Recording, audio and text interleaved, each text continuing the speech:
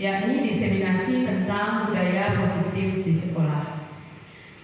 Sebelum kita mulai acara hari ini, ada baiknya kita melakukan doa terlebih dahulu. Kepada Bapak Ibu yang mohon untuk berdiri.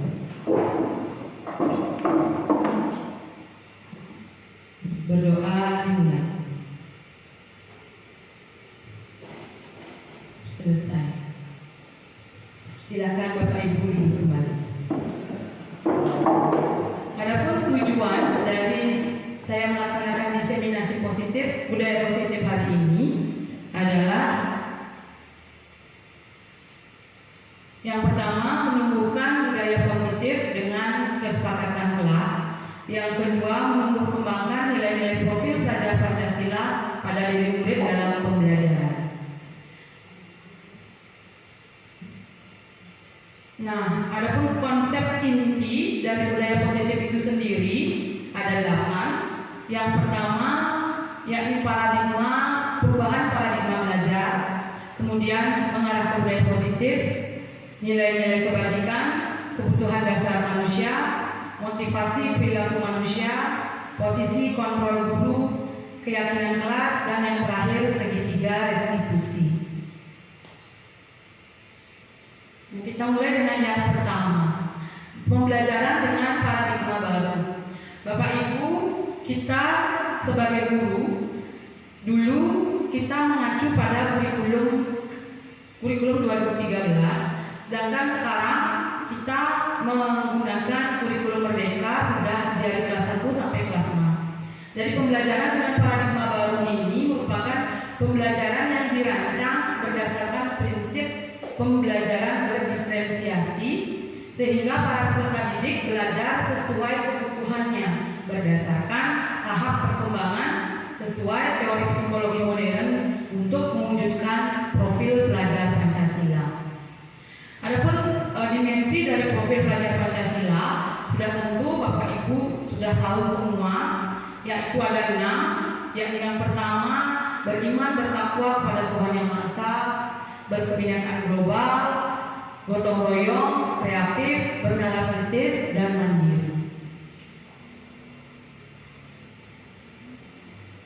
Nah, mengubah paradigma stimulus respon ke pendekatan teori kontrol ini merupakan sesuatu yang seharusnya kita laksanakan. Jadi dulu stimulus respon itu pada realitas atau kebutuhan kita anggap sama. Namun jika dikaitkan dengan teori kontrol, sebenarnya kebutuhan serta realitas dari siswa itu berbeda. Kemudian stimulus respon jika kita melihat semua orang melihat hal yang sama, tapi secara teori kontrol setiap orang memiliki gambaran yang berbeda. Teori stimulus respon mengatakan kita mencoba mengubah orang agar berpandangan sama dengan kita, sedangkan teori kontrol memandang kita berusaha memahami pandangan orang lain tentang dunia. Stimulus respon yang keempat beranggapan perilaku buruk dilihat sebagai suatu kesalahan. Namun paradigma menggunakan pendekatan teori kontrol itu semua perilaku memiliki tujuan. Kemudian menurut stimulus respon orang lain bisa mengontrol saya, sedangkan teori kontrol hanya Anda, hanya diri kita yang bisa mengontrol diri kita. Sama dengan contoh, jika seandainya Bu Desi memegang sesuatu, kemudian Bu Yuna mengiming-imingi Bu Desi dengan berbagai jenis stimulus respon, motivasi ekstrinsik dari luar, hanya Bu Desi yang memegang kendali, dia akan membuka atau tidak tangannya untuk memperlihatkan barang yang ada di dalamnya. Walaupun dirayu seperti apa, kalau memang tidak ingin membuka, tidak akan terbuka. Kemudian yang selanjutnya, saya bisa mengontrol orang lain.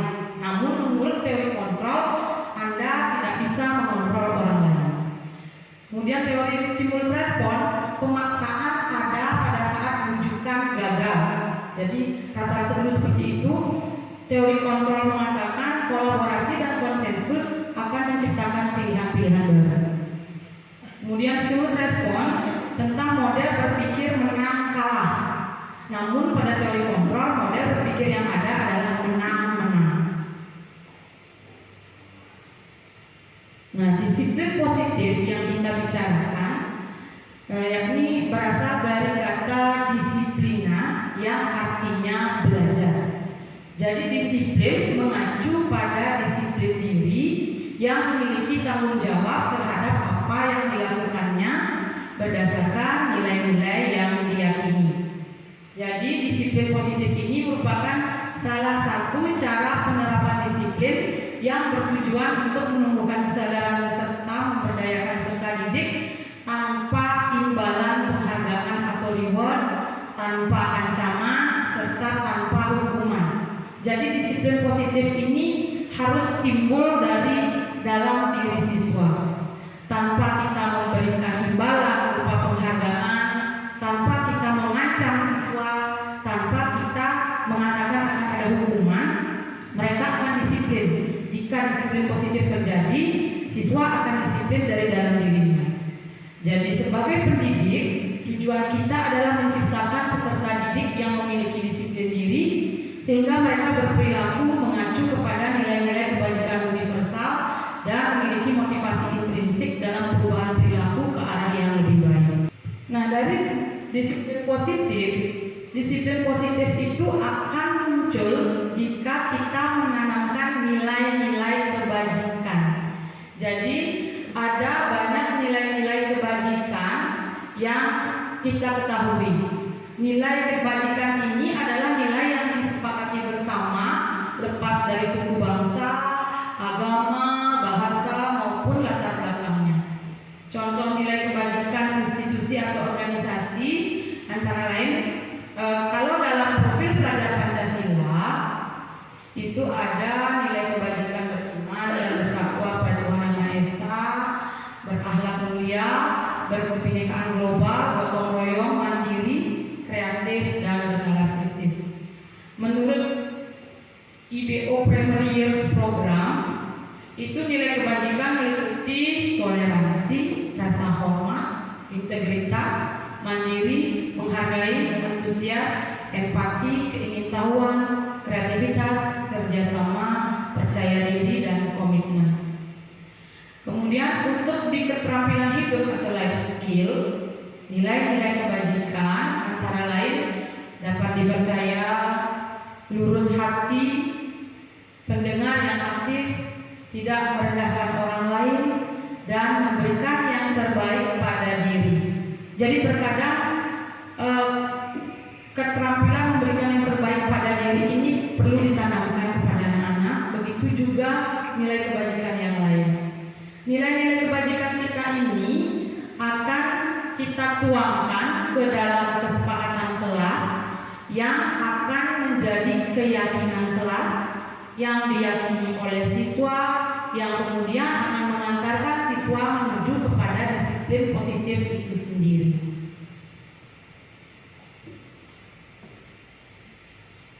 Nah, tentu saja nilai-nilai kebajikan tadi itu didasarkan pada kebutuhan dasar manusia. Semua manusia itu memiliki 5 kebutuhan dasar. Jadi semua siswa kita anggap memiliki 5 kebutuhan dasar. Kebutuhan dasar manusia adalah segala sesuatu yang kita lakukan untuk mendapatkan apa yang kita inginkan. Seluruh tindakan yang kita lakukan memiliki tujuan tertentu, dan semua usaha terbaik yang kita lakukan adalah dalam rangka agar kebutuhan dasar kita terpenuhi dengan baik. Jadi sebenarnya di kelas, jika ada siswa yang tidak bisa diam atau hiperaktif, jika ada siswa yang sering bertanya, jika ada siswa yang sering memukul, semua itu karena kantong 5 kebutuhan dasar mereka tidak terpenuhi. Jadi 5 kebutuhan dasar ini yang menjadikan anak memiliki kebiasaan atau perilaku yang berbeda-beda. Adapun kebutuhan dasar manusia tersebut antara lain, yang pertama yakni kebutuhan bertahan hidup. Kebutuhan bertahan hidup ini tentu dimiliki dan sangat berpenting untuk hidup ya. Ada makanan, pakaian, tempat tinggal, keamanan, dan kesehatan. Nah, yang kedua itu ada kebutuhan kasih sayang dan rasa diterima. Jadi kebutuhan kasih sayang dan rasa diterima ini adalah rasa diterima, dipedulikan, berbagi, kerjasama, serta menjadi bagian dalam kelompok. Nah, jika anak didik kita sering mencari perhatian kita, itu kemungkinan mereka kebutuhan akan kasih sayang dan rasa diterimanya kurang atau belum memenuhi. Jadi mereka mencari celah atau mencari cara agar dipedulikan oleh gurunya, sehingga kebutuhan dasar mereka akan kasih sayang dan rasa diterima itu terpenuhi. Nah, yang ketiga, ini kebutuhan akan penguasaan. Nah, tentang kebutuhan dasar dan penguasaan ini mencakup harga diri, keinginan untuk dianggap, kemudian memimpin, berprestasi, diakui, didengar. Nah, seperti kasus misalnya kakak kelas yang berusaha selalu kuat untuk mempertahankan pada kakak kelas, kalau agak nakal atau agak sedikit bandel, itu biasanya kebutuhan dasar penguasaannya akan harga diri ini yang belum terpenuhi. Mereka melampiaskan mungkin dengan agak sedikit bandel pada adik kelasnya, agak berkuasa. Jadi seolah-olah aku loh kakak kelas, seperti itu. Kalau kebutuhan akan penguasaannya tidak terpenuhi. Nah, yang keempat ada kebutuhan akan kebebasan. Kebutuhan akan kebebasan ini seperti mandiri, memiliki pilihan, mencoba hal baru, mampu mengendalikan arah dirinya. Kebutuhan akan kebebasan ini bisa kita lakukan atau kita jabarkan. Semisal siswa, ada beberapa siswa yang bosan dengan sistem atau metode belajar kita. Misalnya siswa hanya tertidur atau agak seperti tidak tertarik ketika kita menjelaskan di papan. Itu kemungkinan kebutuhan akan kebebasannya yang kurang. Mereka ingin mungkin suasana baru, entah itu belajar di luar ruangan, karena kebutuhan kebebasannya yang mereka inginkan, atau belajar dengan metode yang lebih menarik bagi mereka, karena setiap individu tentunya berbeda. Nah, yang terakhir adalah kebutuhan akan kesenangan, bermain, humor, antusiasme, dan tertawa. Kadang kebutuhan akan kesenangan itu juga bisa dilakukan siswa dengan menjahili temannya. Itu bisa dengan menjahili temannya, melihat temannya mengeluh atau bagaimana, itu mereka senang. Itu menurut mereka sesuatu yang buat mereka tertawa. Ada beberapa yang seperti itu. Nah, 5 kebutuhan dasar manusia ini harus kita jadikan pedoman agar kita tidak menyamaratakan semua peserta didik. Jadi kita coba telah satu persatu dan kita coba untuk menggunakan teori kontrol bahwa setiap perilaku pasti ada tujuannya. Anak yang tantrum di kelas pun pasti mereka memiliki maksud, tapi belum kita pahami. Nah, ini adalah dasar motivasi perilaku manusia. Ada 2 motivasi ekstrinsik yang biasanya kita jadikan pedoman, yakni anak-anak itu biasanya melakukan sesuatu kadang untuk menghindari ketidaknyamanan atau hukuman. Ada juga yang untuk mendapat penghargaan atau imbalan dari orang lain.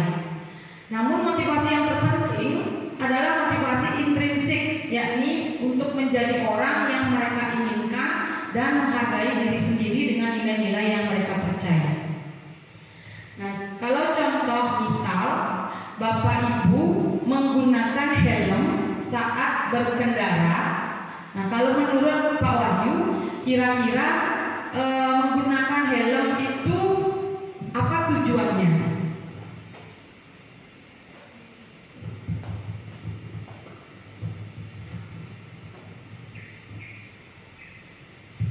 Baik, untuk tujuannya sudah pasti itu untuk keselamatan. Ya, Pak Wahyu mengatakan untuk keselamatan. Adakah yang lain? Kenapa kita harus menggunakan helm? Desi?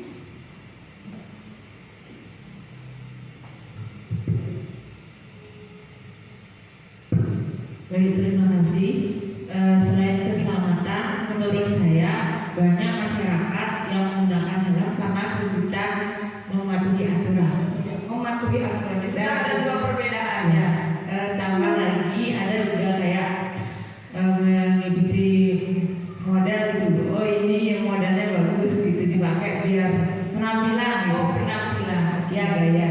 Makasih. Ya, terima kasih Bu Desi dan Pak Wahyu. Sudah ada dua jawaban berbeda.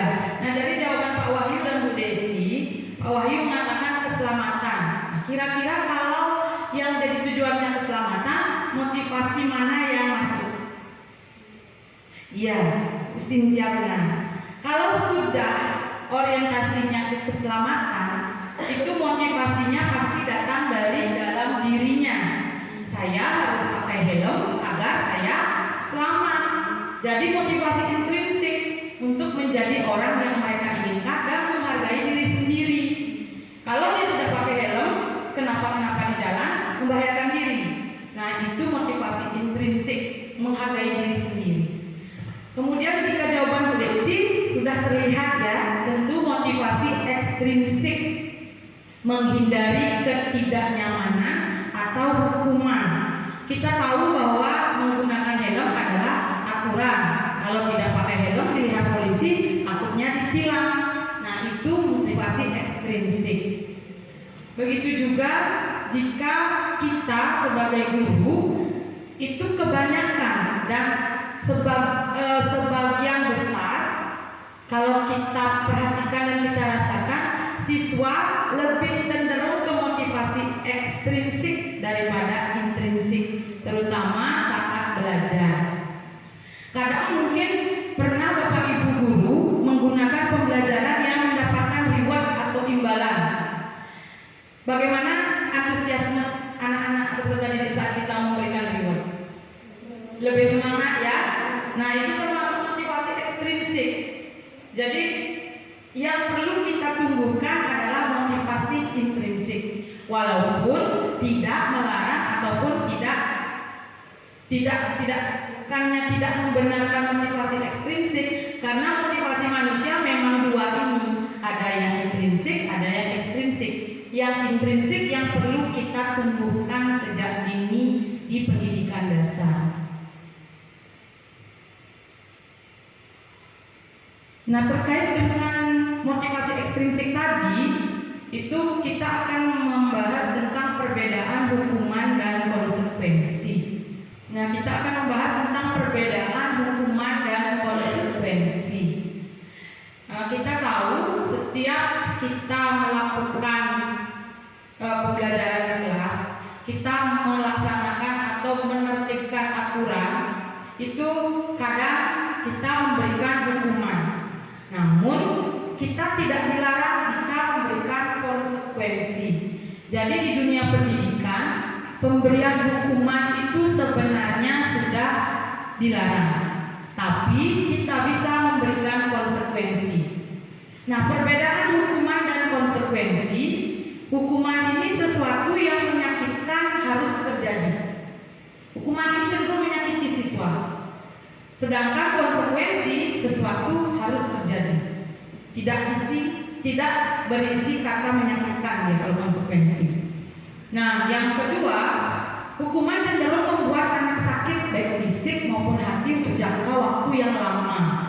Sedangkan konsekuensi membuat anak merasa tidak nyaman dalam waktu yang jangka pendek ya kalau konsekuensi. Kemudian hukuman akan menjadikan anak membenci kedisiplinan, sedangkan konsekuensi anak akan menghargai disiplin. Hukuman itu paksaan, sedangkan konsekuensi merupakan stimulus tanggapan. Maksudnya di sini, sebelum kita memberikan anak konsekuensi, kita sudah menyepakati. Jadi misal kita buat keyakinan kelas bahwa siswa harus bertanggung jawab dengan semua tugas di kelas, misalnya seperti itu. Jika dia tidak piket, kita sudah tahu, kita sudah membicarakan dengan siswa sebelumnya apa konsekuensi jika hari itu dia tidak piket. Jadi tanpa kita ucapkan lagi, tanpa kita bicarakan lagi, dia sudah tahu, oh saya tidak piket Bu, konsekuensi saya adalah sesuai dengan kesepakatan. Jadi itu yang dibenarkan. Kemudian hukuman akan membuat konsep diri yang buruk, sedangkan konsekuensi mengendalikan konsep dirinya baik. Hukuman mendorong anak menyakiti diri sendiri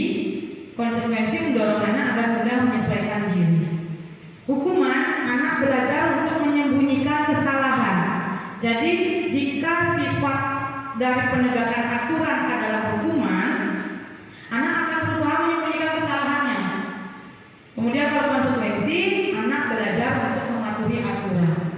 Nah, dalam hukuman itu akan ada perasaan marah, rasa bersalah, dipermalukan, dan merasa tidak dihargai.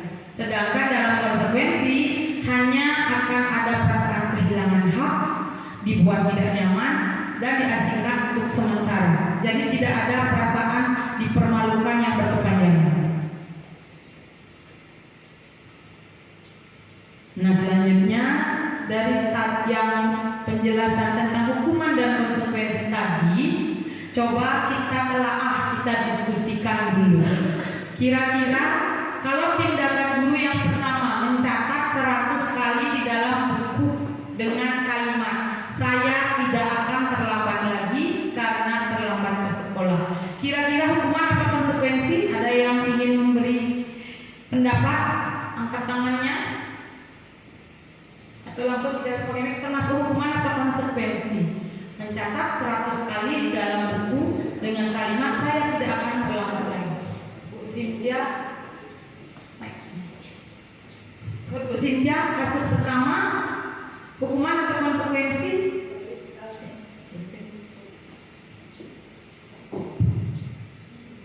Baik, menurut saya tindakan yang pertama itu termasuk hukuman karena mencatat 100 kali itu terlalu berat, jadi mungkin itu akan membekas di anak-anaknya itu sendiri.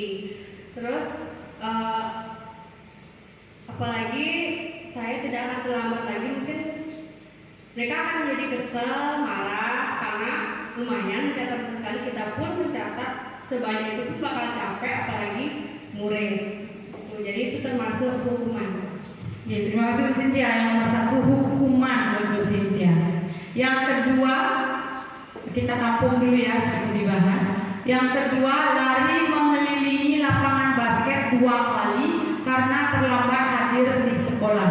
Kira-kira hukuman atau konsekuensi?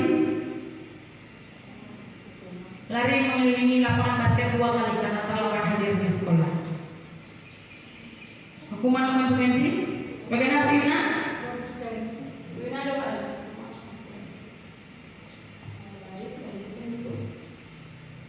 Baik, terima kasih.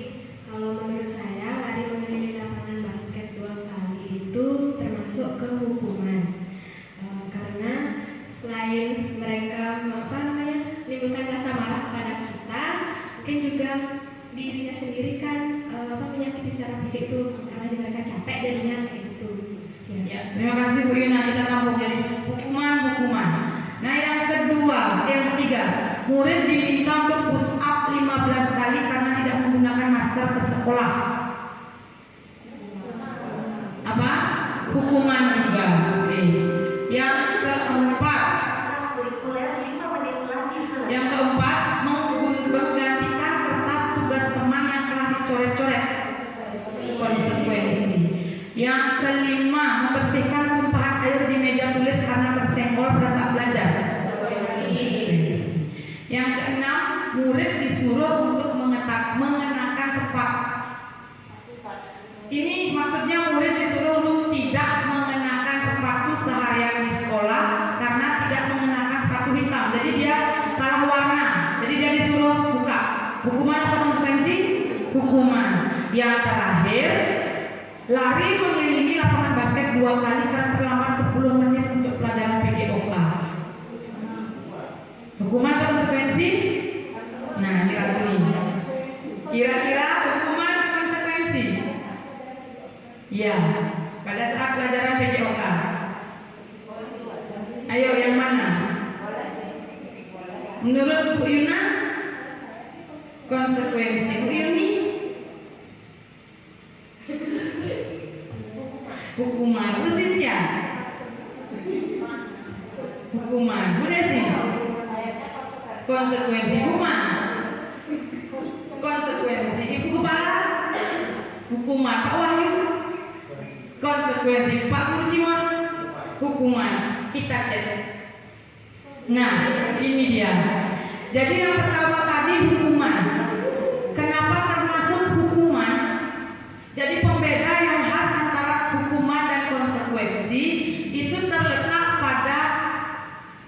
bisa dibilang kepatutannya ya. Jadi kalau ya kesesuaiannya mencatat 100 kali dengan kalimat saya tidak akan terlambat. Jadi itu tidak akan berguna karena tidak ada kaitannya dengan dia terlambat. Sama juga dengan yang mengelilingi lapangan basket 2 kali karena terlambat. Itu dia sedang terlambat terburu-buru. Seandainya itu terlambat dengan konsekuensi kamu duduk di kelas selama jam pelajaran untuk mengulang pelajaran yang lewat, itu konsekuensi dia maksudnya. Kalau yang ketiga juga sama, karena tidak ada kaitannya antara push up dengan menggunakan masker. Jadi kalau dia di luar kepatutan, itu termasuk kategori hukuman. Beda dengan konsekuensi. Nah, menggantikan kertas tugas teman yang telah dicoret-coret. Mereka dia yang mencoret.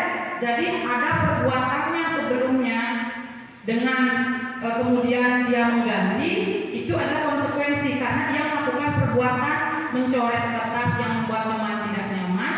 Konsekuensinya menggantikan kertas. Jadi setiap ada jika ada kesalahan siswa atau ketidaksengajaan menimbulkan kerugian kepada orang lain, kita boleh dan tidak dilarang untuk meminta siswa untuk menggantikan, karena itu konsekuensi, jadi tidak bersifat hukuman. Membersihkan tumpahan air di meja tulis karena tersenggol, nah ini juga konsekuensi. Ini sering terjadi ya, terutama di kelas. Biasanya botol air disenggol, pecah, ya itu mereka harus dapat konsekuensi yang menyenggol dan yang memecahkan. Konsekuensi membersihkan serta mengganti botol temannya yang dijatuhkan. Nah, yang keenam yang tidak mengenakan sepatu ini termasuk hukuman. Karena walaupun dia salah menggunakan warna, akan lebih baik kalau ditegur dulu dan diingatkan kembali tentang peraturan sekolah agar tidak diulang. Karena kalau dia tidak menggunakan sepatu seharian, tentu murid tersebut akan malu, tidak akan keluar kelas karena takut ditanya. Jadi itu akan menimbulkan trauma berkepanjangan. Nah, yang terakhir yang tadi menjadi voting kita, lari mengelilingi lapangan basket 2 kali karena terlambat 10 menit untuk pelajaran PJOK. Ini termasuk konsekuensi karena dia terlambat PJOK, berarti dia tidak ikut pemanasan. Makanya gurunya meminta dia berlari di lapangan basket 2 kali. Sesuai dia, karena kebetulan pelajarannya PJOK. Berbeda jika di pelajaran Pancasila dia terlambat, kemudian dia disuruh mengelilingi lapangan basket. Itu termasuk hukuman. Ini itu diskusi kita. Nah, sekarang dari hukuman itu ada hukuman konsekuensi, ada satu lagi restitusi. Ini mungkin baru didengar oleh Bapak Ibu sekalian. Saya pun baru tahu restitusi setelah mengikuti kegiatan CGP ini. Jadi hukuman, konsekuensi dan restitusi ini adalah 3 hal yang berbeda. Adapun perbedaannya, hukuman ini tidak terencana, tiba-tiba. Jadi saat kita lihat siswa terlambat, kita memberikan dia hukuman bisa dibilang spontan tanpa ada kesepakatan. Jadi itu termasuk hukuman. Sedangkan konsekuensi itu terencana dan disepakati sesuai aturan. Nah, melainkan restitusi itu adalah proses menciptakan kondisi bagi murid untuk memperbaiki kesalahan. Jadi di restitusi ini kita diajarkan untuk menjadi guru yang bersabar sepanjang jalan. Jadi itu kalau restitusi. Hukuman, murid tidak tahu apa yang akan terjadi dan tidak dilibatkan. Jadi mereka itu tiba-tiba bapak gurunya berteriak, tiba-tiba bapak gurunya menyuruh kamu cuci kamar mandi, gitu misalnya, bersihkan kamar mandi. Padahal dia lupa membuat PR. Kalau tidak ada kesepakatan di awal, itu termasuk hukuman. Berbeda jika ada kesepakatan bahwa jika tidak buat PR berapa kali, kamu akan mendapat konsekuensi mencuci atau membersihkan kamar mandi. Itu masuk ke dalam konsekuensi konsekuensi dia nanti, karena sudah terencana dan disepakati sesuai aturan. Hukuman dan konsekuensi ini sama-sama membuat murid tidak nyaman. Namun konsekuensi karena sudah disepakati itu meringankan ketidaknyamanan murid. Kemudian hukuman ini bersifat satu arah. Hukuman juga bisa berupa hukuman fisik dan psikis. Dan dalam konsekuensi sikap guru selalu memonitor murid. Sedangkan dalam restitusi itu ada proses kolaboratif yang mengajarkan murid untuk mencari solusi sendiri. Jadi nanti akan coba kita tayangkan video, contoh video. Saya kemarin mencoba menerapkan restitusi. Nanti ditayangkan. Jadi restitusi ini yang paling ideal untuk bisa dikatakan untuk menegur, untuk memperbaiki sikap atau disiplin siswa itu sebaiknya menggunakan restitusi. Nah, setelah ketiganya, posisi kontrol guru ini yang paling perlu untuk kita tahu. Jadi ini miskonsepsi tentang teori kontrol bahwa ilusi guru mengontrol murid. Jadi seperti ini ilusinya, diilusikan sebagai kita memutar seperti robot putar ya. Kita yang memutar, dia jalan. Kalau dia habis putarannya, dia akan berhenti. Ilusi bahwa semua penguatan positif efektif dan bermanfaat. Jadi kita menganggap semua penguatan itu positif, efektif dan bermanfaat. Padahal tidak semua. Kadang reward atau penghargaan pun ada dampak negatifnya. Kemudian ilusi bahwa kritik dan membuat rasa bersalah mampu menguatkan karakter.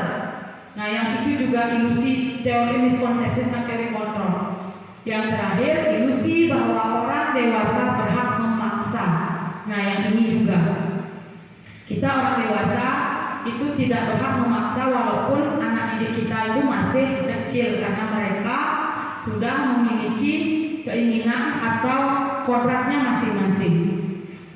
Adapun posisi kontrol guru itu ada 5, yakni sebagai penghukum, sebagai pembuat rasa bersalah, sebagai teman, sebagai pemantau, dan sebagai manajer. Nah, dari kelima kira-kira, ntar dulu ya, penjelasannya dulu baru ditanya. Jadi 5 posisi kontrol yang diterapkan oleh guru dalam penerapan disiplin di sekolah. Yang pertama, penghukum. Nah, penghukum ini biasanya guru menggunakan hukuman fisik atau verbal. Yang kedua, pembuat rasa bersalah. Terkadang guru itu membuat muridnya atau menegur muridnya dengan suara yang lemah lembut, kemudian merasa jadi korban, gurunya yang merasa jadi korban kepada murid agar muridnya merasa bersalah. Nah, ini termasuk kontrol pembuat rasa bersalah. Misalnya gini, siswanya misalnya bertengkar dengan temannya. Kenapa kamu bertengkar? Nah, suaranya lembut, tidak seperti yang penghukum. Kalau penghukum ciri khasnya adalah bersuara keras dan sangat emosional, itu penghukum. Kalau pembuat rasa bersalah, dia akan lembut sekali, tapi menekan secara psikis. Jadi dia akan lembut. Kenapa kamu bertengkar, nak? Kamu tahu nggak? Kamu kecewakan ibu. Seperti itu model pembuat rasa bersalah. Dari penghukum dan pembuat rasa bersalah, menurut teori lebih berbahaya pembuat rasa bersalah karena akan masuk kejiwaannya. Penghukum kadang ada jenis yang cepat lupa hukuman, yang hanya masuk kiri keluar kanan. Ada siswa yang seperti itu jika omongan atau kata-kata yang agak keras. Teman, nah guru dapat berperan sebagai teman. Kalau sebagai teman, seperti namanya saja, sebagai teman, ada positif dan negatifnya. Positifnya, sebagai teman, guru mungkin bisa lebih dekat dengan siswa, lebih bisa memerintah siswa atau mengarahkan siswa ke arah aturan yang berlaku. Tapi sebagai teman juga kadang siswa tidak sesuai jalurnya nanti takutnya. Nah, yang keempat adalah pemantau. Guru memantau, menghitung, mengukur kedisiplinan siswa. Jadi dampak pada posisi pemantau ini menitik beratkan pada dampak pada diri sendiri. Dia bisa mendapat hadiah, mendapat hukuman. Manajer, guru dapat berperan sebagai pengelola pembelajaran atau learning manager untuk menciptakan iklim belajar yang memungkinkan siswa dapat belajar secara nyaman. Nah, dari 5 posisi kontrol, kira-kira Bapak Ibu ada di posisi yang mana? Coba dipikirkan sejenak. Kira-kira penghukum, pembuat rasa bersalah, teman, pemantau, atau manajer? Diri sendiri. Kalau Bu Cynthia, giliran semua. Bu Cynthia yang mana? Saya sebagai teman. Teman. Oke. Bu Yuni? Kalau menurut saya Penghukum. Bu Yuna? kalau saya mungkin penghukum, kadang juga teman. Oh, keduanya. Oke. Bu Desi? Kalau saya karena masih di kelas 2 harus agak keras, kadang menghukum dan kadang juga tepat. Ya. Kalau Bu Komang? Kalau Bu Komang, Ibu merasa di teman dan pemantau. Pemantau dan teman. Gitu. Nah, kalau Bu Kepala? Di posisi mana? Apa ya? Kalau kepada siswa, tentu kepala sekolah juga memiliki peranan sebagai kontrol untuk siswanya. Ya, biasanya sih lebih banyak ke penghukumnya, ke siswanya. Nih, kepada siswa. Ya, tapi kalau kepada guru sebagai manajer. Nih, makasih Bu. Pak Wahyu? Lebih ke teman sama penghukum. Teman sama penghukum. Pak Guru? Kak Cimot? Mungkin kalau dia sih lebih condong ke penghukum dan teman. Ya, keduanya berarti. Jadi di sini tidak ada yang merasa menjadi pembuat merasa bersalah. Karena kalau saya sendiri, saya juga berada di posisi penghukum lebih banyak baru teman. Tidak pernah membuat, istilahnya tidak pernah halus memberitahu murid tapi nyelekit itu tidak pernah. Jadi saya tipe belak-belakan. Makanya kadang orang yang belak-belakan dan penghukum itu cenderung terlihat emosional. Padahal kalau diselami itu lebih baik dari membuat merasa bersalah. Namun dari kelima posisi kontrol guru, posisi yang paling ideal adalah posisi manajer. Guru disarankan atau diharapkan itu memiliki kontrol sebagai manajer. Jadi ya mungkin kalau di SD kita sadari sendiri bahwa anak-anak SD itu istilahnya sedang riweh. Jadi bapak ibu gurunya pasti rata-rata cerewet. Nah, cerewet itu kecenderungannya pasti ke penghukum. Namun posisi kontrol guru yang ideal adalah manajer. Manajer ini akan membantu kita untuk tidak secara langsung menghukum ataupun memberi penghakiman kepada siswa. Jadi kita manajer itu lebih ke kembali ke keyakinan kelas dan kesepakatan kelas, memberikan konsekuensi bukan hukuman jadinya.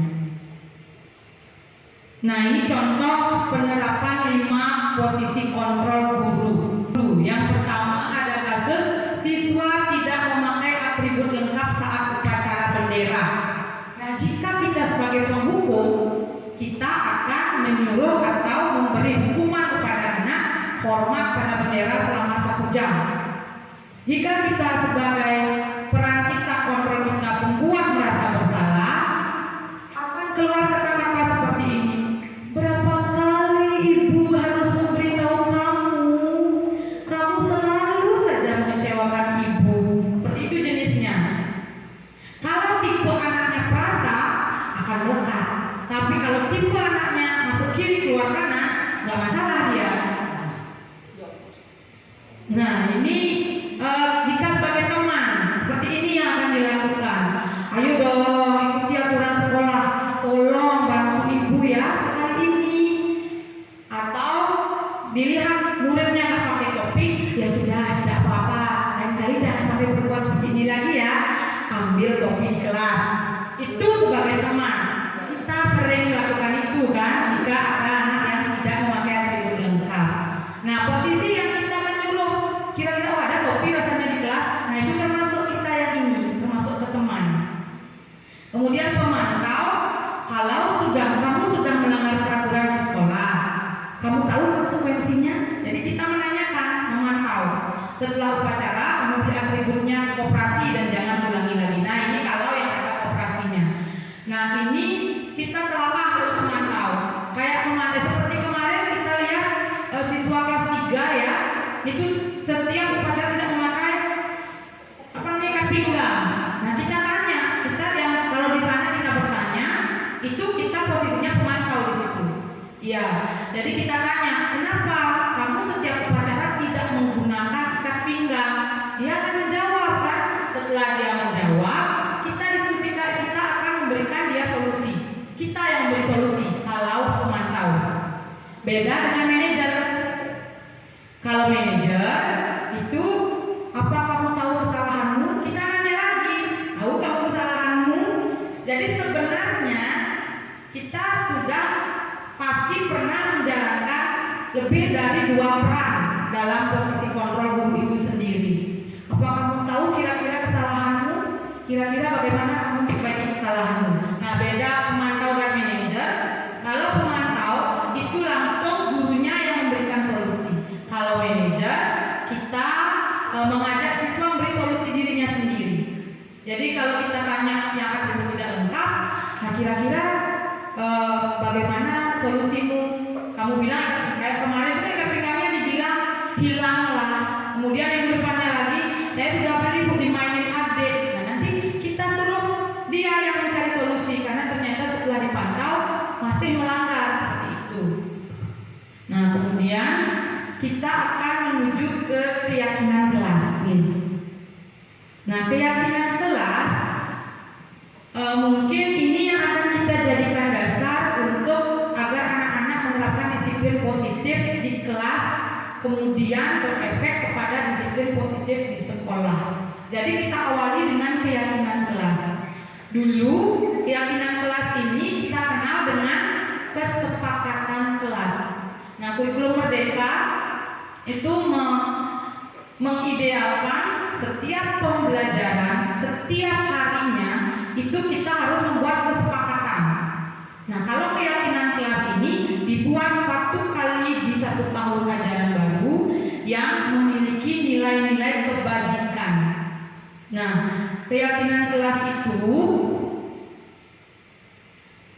pembentukan keyakinan kelas yakni bersifat abstrak, berupa pernyataan universal, dibuat dalam pernyataan positif, kemudian kalimatnya sedikit saja agar mudah diingat, sesuai dengan kondisi sekolah, kelas dan sekolah sehingga mudah diterapkan. Kemudian semua warga sekolah atau warga kelas dilibatkan saat membuat keyakinan kelas. Jadi semua dilibatkan.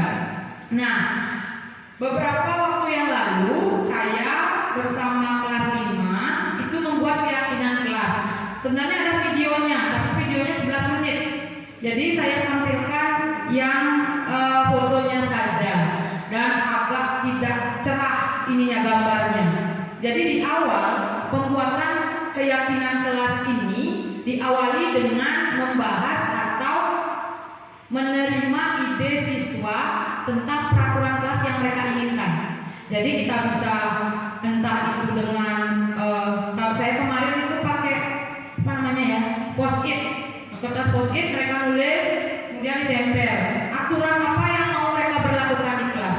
Jadi peraturan kelas mereka ada yang menulis tidak boleh mendorong kepala, itu mereka buatnya. Tidak boleh keluar masuk saat bel sudah berbunyi, ada yang tulis begitu. Dan cenderung kata-kata yang mereka gunakan adalah kata-kata tidak. Jadi lebih ke kata-kata negatif. Nah di awal dalam pembentukan peraturan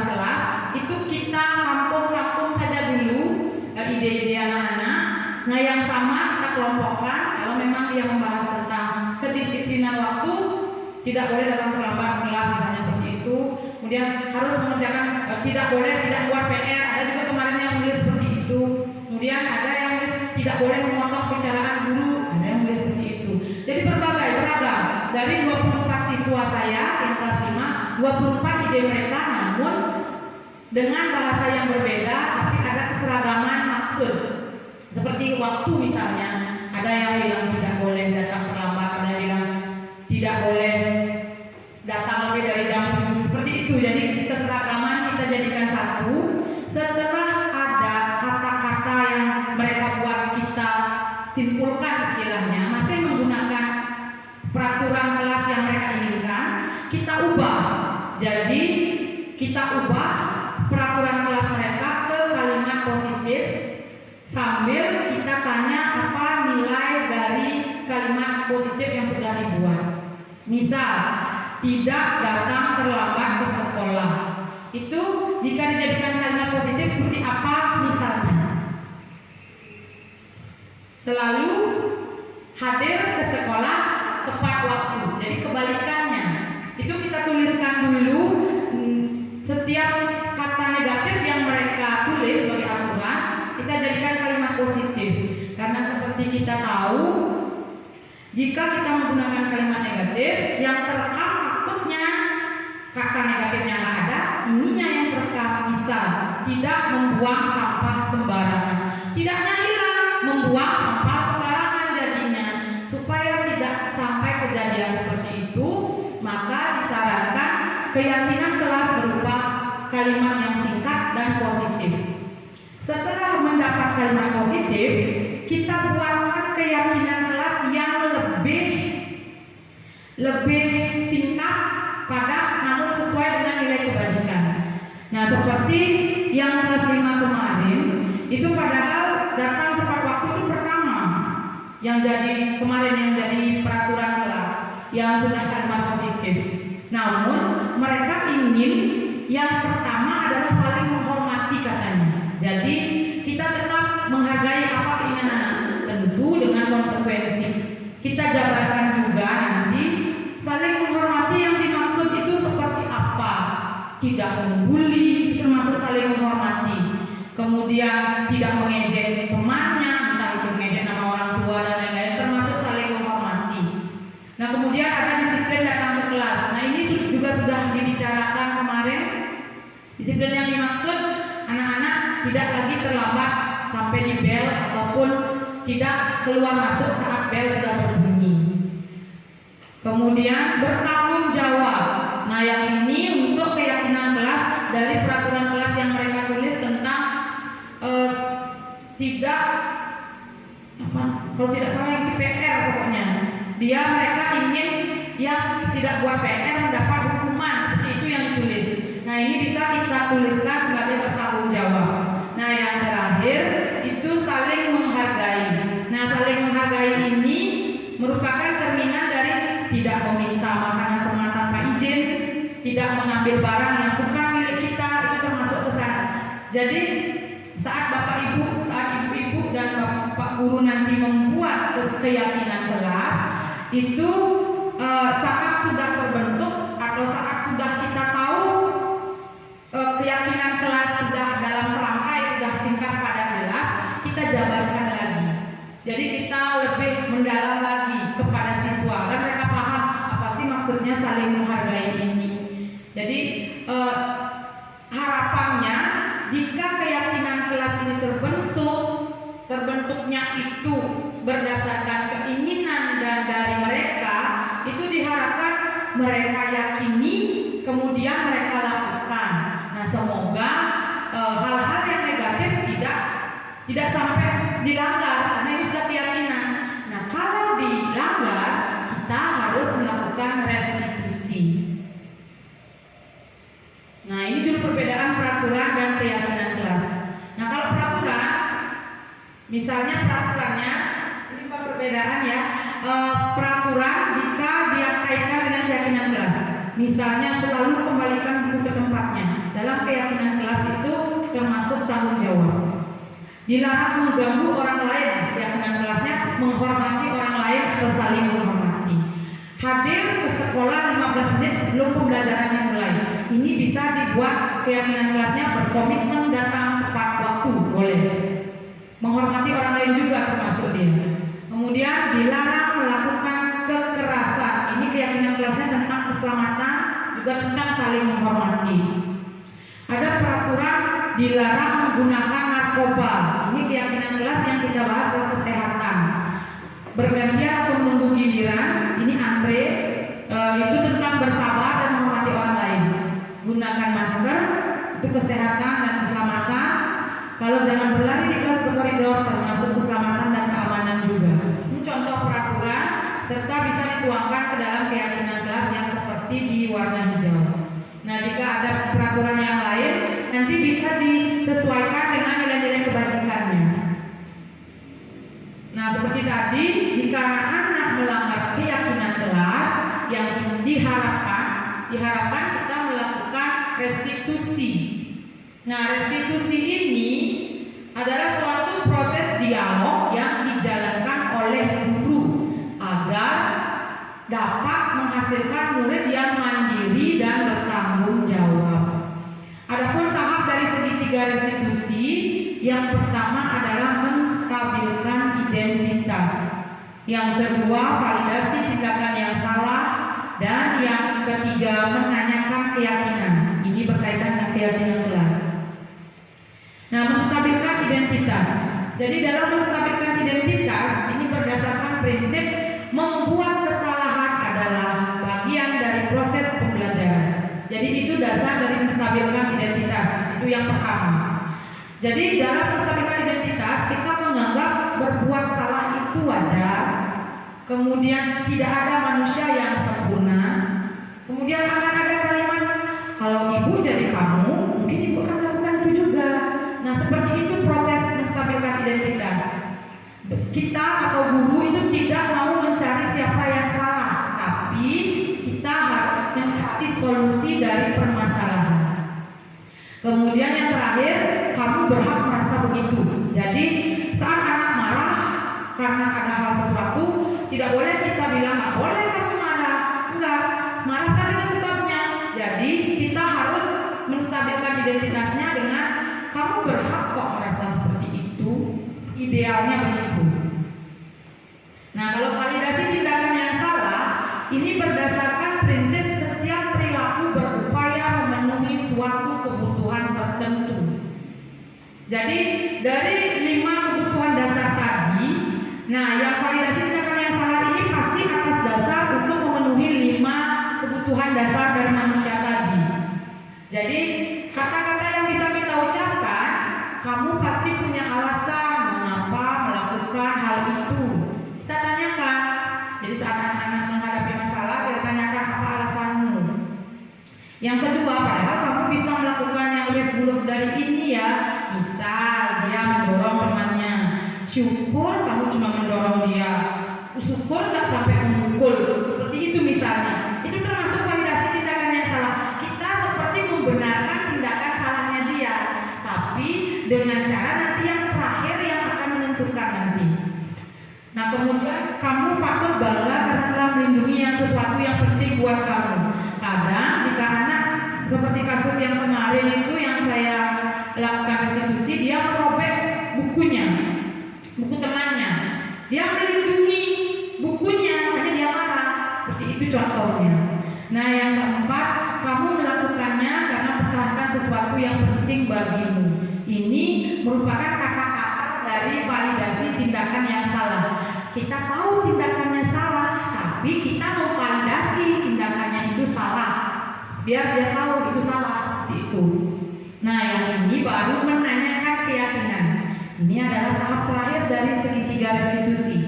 Berdasarkan prinsip teori kontrol, bahwa pada dasarnya kita termotivasi secara intrinsik. Jadi dasar kita adalah motivasi intrinsik dulu katanya. Berdasarkan teori kontrol. Apa keyakinan kelas kita? Nah, mulai ditanyakan. Untuk itulah di awal tahun ajaran baru keyakinan kelas bisa kita bentuk agar bisa kita jadikan sebagai pedoman, kita jadikan sebagai acuan, mau kita memberi konsekuensi atau restitusi, itu bisa kita jadikan acuan. Nilai-nilai apa yang telah disepakati bersama, jadi sudah ada nilai sebelumnya. Seperti apa gambaran sebuah kelas yang ideal menurut kamu? Nah, kamu ingin jadi orang yang seperti apa? Itu contoh-contohnya. Nah, ini akan kita berikut akan ditampilkan video penerapan, contoh penerapan segitiga restitusi. Kalian tahu kenapa yang kemarin ke sini? Jadi tadi ada temanmu yang melapor, katanya sidang terbuka ya sebelum habis.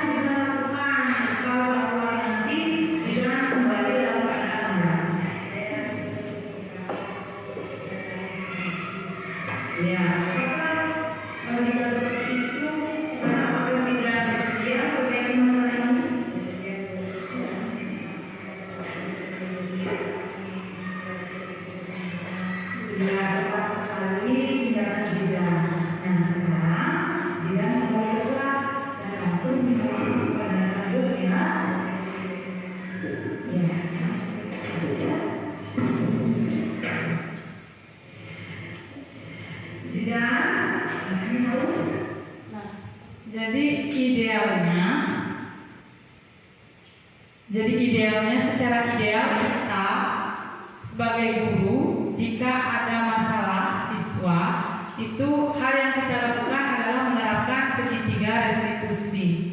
Karena dianggap segitiga restitusi ini akan meminimalisir trauma siswa, baik secara fisik maupun secara psikis. Nah, Bapak Ibu, demikian dengan berakhirnya contoh video contoh penerapan segitiga restitusi tadi, maka pemaparan atau diseminasi saya tentang disiplin positif hari ini sudah berakhir. Namun sebelum itu, apakah Bapak Ibu mungkin memiliki permasalahan atau pertanyaan?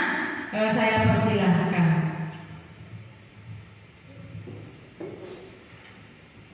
Ada yang memiliki pertanyaan? Siapa mungkin punya pertanyaan? Oh, Bu Yuni. Silakan Bu Yuni. Baik, terima kasih atas waktunya. Tadi kan Bu Adi sudah membahas tentang peraturan dan keyakinan kelas. Yang ingin saya tanyakan, sebenarnya saya belum terlalu memahami tentang apa sih sebenarnya perbedaan peraturan dengan keyakinan kelas. Yang biasanya yang saya tahu cuma peraturan di kelas saja. Apa sih perbedaannya? Terima kasih. Terima kasih pertanyaannya Bu Yuni. Mungkin ada yang lain yang bertanya lagi, atau saya jawab dulu pertanyaan Bu Yuni.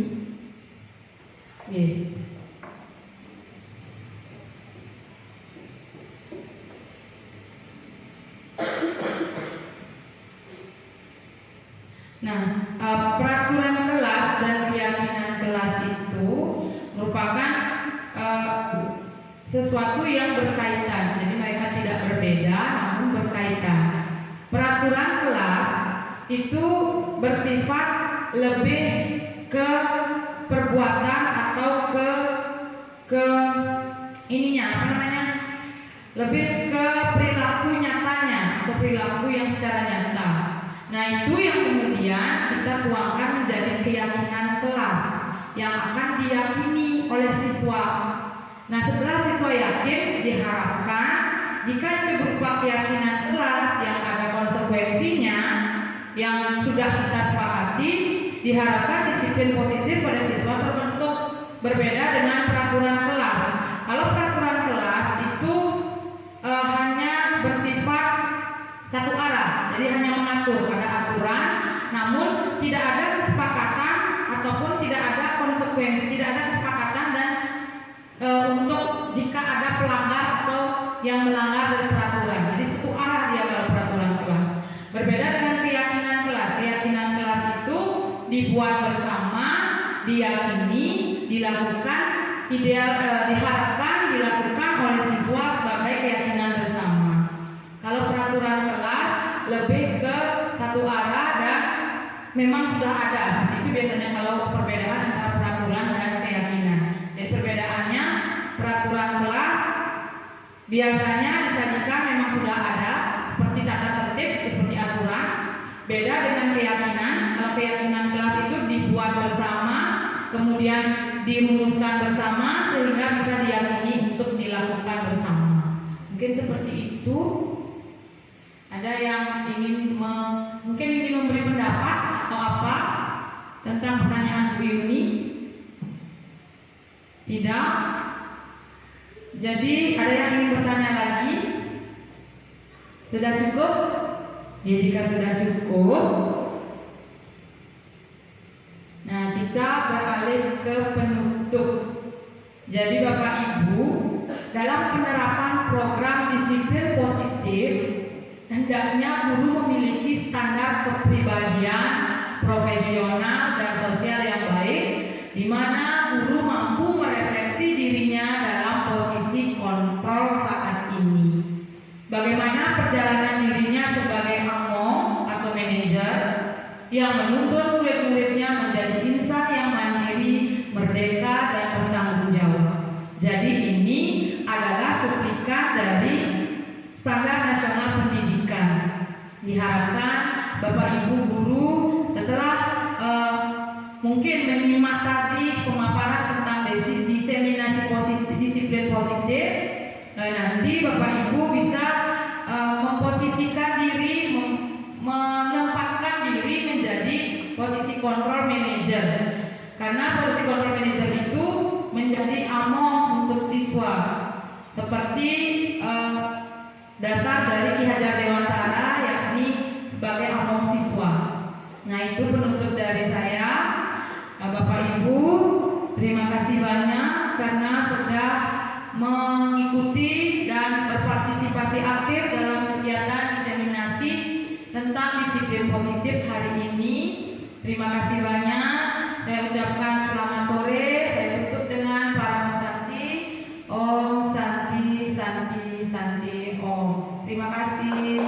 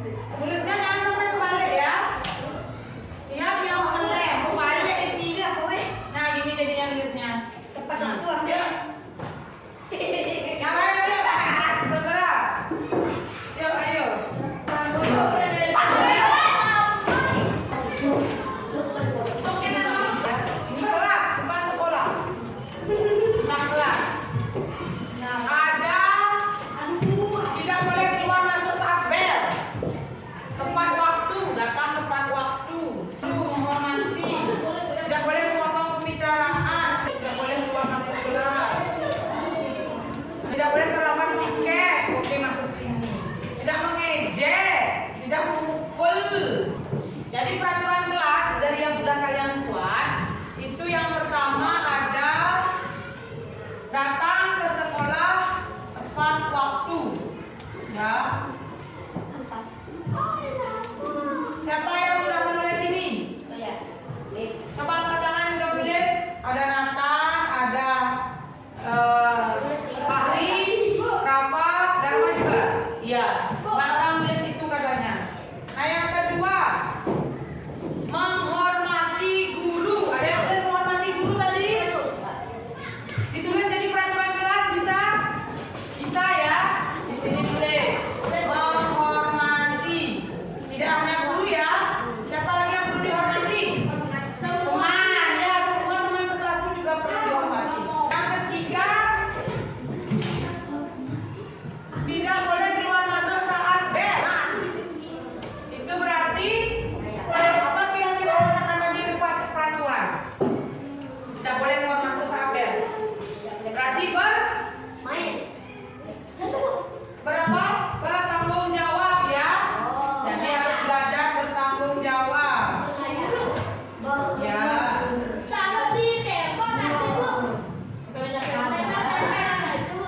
Nah, ada lagi. Apa namanya? Tadi Bu lihat ada yang tidak boleh mengejek. Tidak mengejek. Kalau tidak mengejek, diubah jadi kalimat positif gimana jadinya? Tidak boleh mengejek.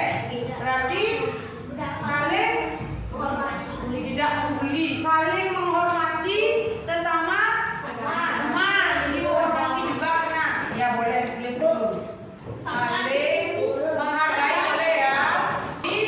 Dari peraturan kelas, dari yang kalian inginkan, yang kalian tulis, tidak boleh semua mengatakan atau menuliskan tidak boleh.